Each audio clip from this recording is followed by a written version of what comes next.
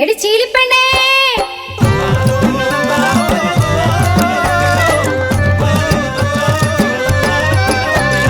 ചകിരി തല്ലി തൊണ്ടിയാക്കി കയറ് വിരിക്കും ഞങ്ങൾ വേമ്പനാട്ടു തീരത്തെ പെൺമണികൾ.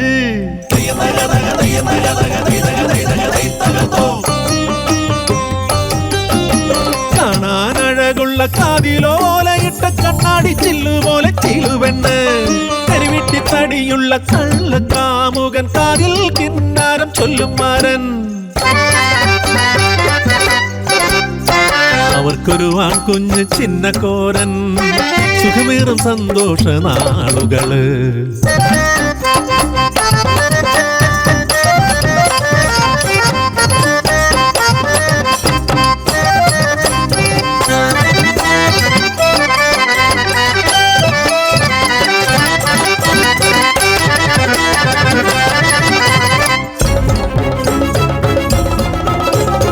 ഒരു പകലിന്നൊരു രാത്രി എന്ന പോലെ മഹാദുഃഖം വന്നു ചീലുവിന്.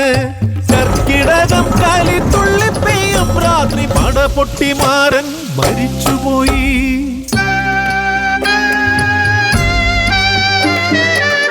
മരിച്ചതോ കൊന്നതോ അറിയാതെ അലതല്ലിക്കരയുന്നു ചീലുപെണ്ണ്. പിന്നെയും കർക്കിടകം മാറി മാറി വന്നു ചീലുവും കുഞ്ഞും മേഘരായി മാടത്തിൽ. തക്കം നോക്കി കറങ്ങി നടക്കണ മൂപ്പൻ നായർ ചീലുവിലാശയുമായി. തമ്പ്രാന്റെ ശിങ്കിടി മൂപ്പൻ നായർ ഒരു രാത്രി ചീലുന്റെ മാടത്തിലെത്തണ്.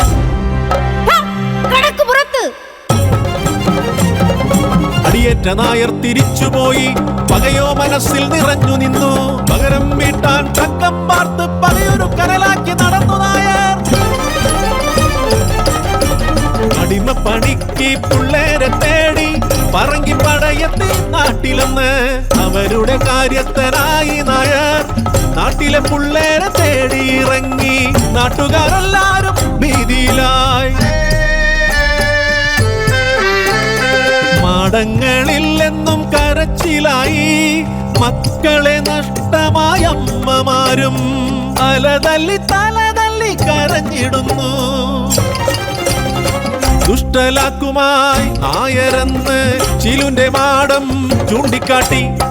കുഞ്ഞിനെ കൊണ്ടോടി ചീലു പെണ്ണ് തഴക്കരക്കാട്ടിൽ ഒളിച്ചിരുന്നു. ഭയമുള്ള നാളുകളിൽ ഒരു നാൾ രാത്രിയിൽ നായരും പറങ്കികളും ചീലുന്റെ കൂരയിലെത്തിടുന്നു. നായർ തൻ പകയുടെ പകരം വീട്ടാൻ. ദൂരേന്നു കുളമ്പടി കേട്ടു വച്ചീലു ഞെട്ടിയുണർന്നു. എന്തു ചെയ്യാൻ, വേറൊരു വഴിയും ഇല്ലാതെ ചീരു വലിയൊരു കൊട്ടയിലിരുത്തിയ കുഞ്ഞിനെ ചീഞ്ഞ തൊണ്ടിനാൽ മൂടിടുന്നു. നായരും കൂട്ടരും മാടത്തിലെത്തുന്നു. കോപത്താൽ ചുറ്റിനും നോക്കിടുന്നു. നീലിയെ തല്ലിച്ചതയ്ക്കുന്നു നായർ. തോറ്റവർ പിന്നെ തിരിച്ചുപോയി.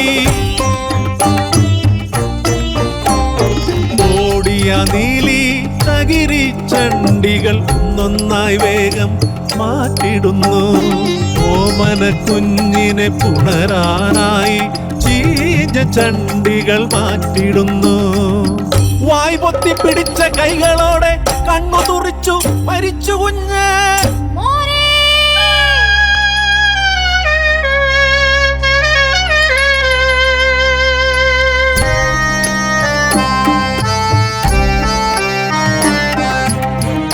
എന്റെ ഈ കൈകൾ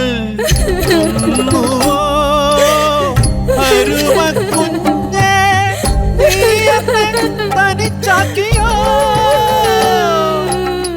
താങ്ങുവാനാകാതെ ചീലു പെണ്ണ് തല തല്ലി പൊളിക്കണ് ചീലു പെണ്ണ്.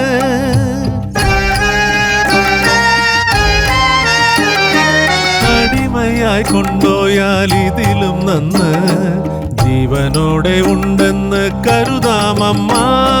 താങ്ങുവതെങ്ങിനെ ഞാൻ ദൈവേ, എന്നെയും കൊണ്ടുപോ ദൈവങ്ങളെ.